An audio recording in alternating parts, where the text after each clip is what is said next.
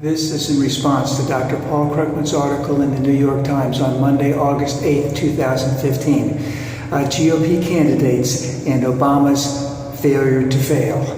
I wish I could sing because I think there'd be a great song out there. This failure to fail. Dr. Krugman goes into the fact that the Republicans, in their debate on the other night, aside from the Trump all the stuff, is that they really didn't have a whole heck of a lot to talk about, because the things that they really should be talking about, that they've been hammering about for the last 6 years, meaning the economy, saying that the economy sucks, saying that there's no jobs, saying that Obama's foreign policy stinks, race relations have gotten worse under Obama, all of this kind of stuff. And these are things that they had predicted all along, and that they said were failing miserably all along. And in essence, none of them have happened. And Dr. Krugman refers to it as Obama's failure to fail. So he's had very good success with a very, very limited help from the Republican Party. In fact, he's had no help from the Republican Party. He brings up the most important thing that has happened in Obama's administration, which is the healthcare policy, ACA, or Obamacare, as we like to refer to it as, which was predicted to be a true, out-and-out job killer, and that it would ruin the economy, and that employment would go up, blah, blah, blah, blah. And guess what?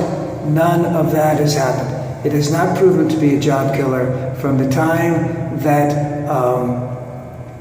the ink was signed on the Affordable Care Act till today. I believe we've had 58 consecutive months of positive job numbers. And we've created over 237,000 jobs per month since the ACA actually got enacted, which was, the end of early 2014, something like that. And it has not been the job killer. It has slowed the rate of costs in the healthcare industry. More people are insured. People are getting health care. These are all things that the Republicans said none of this could happen. None of this could happen at all. One of the other things is that I believe the unemployment rate is around 5.3%. Now, from a social aspect and from a moral aspect, we really should always be striving to have unemployment around 4%, because that allows for people, as they're migrating to different jobs, they just move in and out of jobs. 4%, but above 4% is morally wrong. But what the Republicans have done is that they've tried to cut out any type of social structure that's in place to help people as they're transitioning from jobs, being laid off of jobs. Also, when the economy is bad, they don't want to have anything to do with that. And the fact that right now that the unemployment rate is at 5.3% is just astronomical. Dr. Krugman then goes to point out that not only is that a very good unemployment rate, but in terms of the unemployment rate versus what Reagan went through, it is lower than it was during the same time, the equivalent same time in the Reagan presidency. And remember, all of our brothers and sisters, all of our sisters and brothers on the Republican side bow and worship to the almighty Reagan, who raised taxes, negotiated with terrorists, all kinds of other things. They worship the ground he walks on, but they won't give Obama any credit whatsoever for what has happened. And what hasn't happened in the Obama administration, besides some of the things that I talked about, how the economy is going to go into tubes, how there weren't going to be any jobs, this foreign policy, blah, blah. Remember, the Republicans have been insisting for all these 6 or so years that we were going to have hyperinflation. And then when that inflation didn't come up, they would say, just wait, it's right around the corner. Well, we've been waiting about 6.5 years. It still has not arrived. What was another thing? Interest rates were going to go sky high.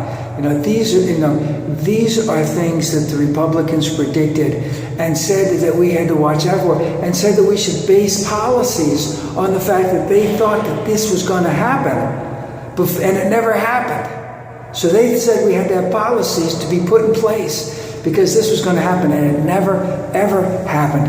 And remember, when you worship at the hand of if you worship the invisible hand, which is the Republicans are always saying is what drives the marketplace, what brings efficiencies, which brings less government, which brings economies of scale, blah blah blah, all of that stuff. When you worship that hand, then only good things will happen. But we know we need to have some type of regulation. We need to have an SEC. We need to have an agriculture department. We need to have the federal communications. We need the federal aviation agency.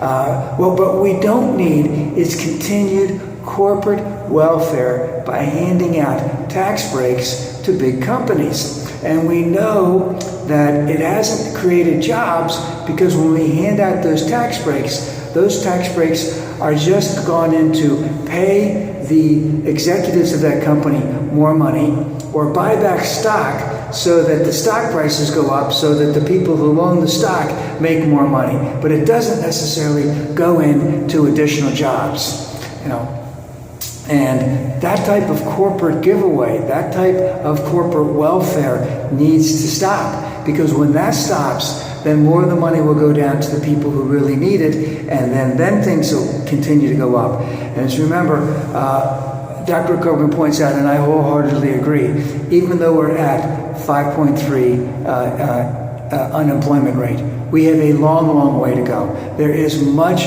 much more that needs to be done.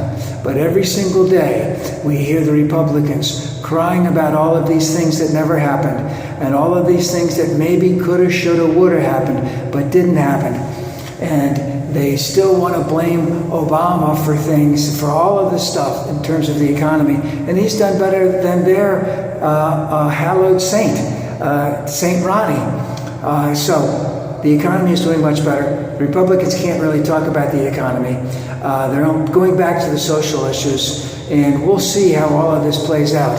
But that opening night with Trump taking most of the wind and them having nothing to say about the economy bodes well for the Democratic candidate that is to come up. We'll see.